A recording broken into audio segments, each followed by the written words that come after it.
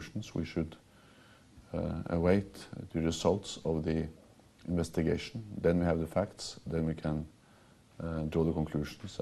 Do you not think that more police monitoring, more vigilance might have helped prevent this? Is Norway too trusting of its people, in other words? Bombs shall not force us to silence. We shall still be an open democratic society with an open political debate. Do you think the problem in the West might have been security agencies focusing too much on what they call the Islamist threat rather than looking at acts of political violence by the extreme right? Now is not the time for those conclusions. Now is the time for care, for comfort, for support of those who have lost their loved ones.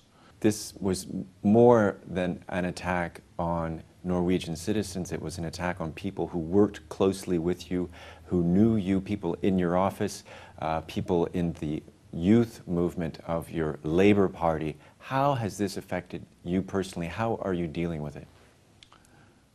Of course, it has added to the burden that some of those who lost their lives were people working in the government building where I work, and also that many of the young people that lost their lives at the Labour Party youth camp are people I knew, and I knew their parents, their friends, and this youth camp is a national youth camp that takes place every year. I myself have participated every summer since 1974.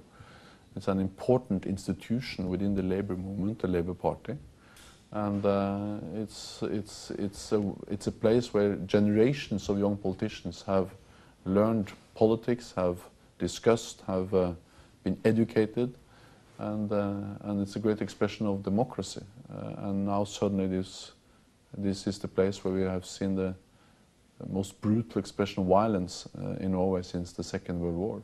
That adds to the burden for all of us, but also for me, since I'm so close to the place, and to the people. Surely something has changed in Norway. Norway will not be the same after. We are going to have a Norway before and a Norway after the bomb and the killings. But Norway is going to be possible to recognize, and that's the message from me and from the people of Norway.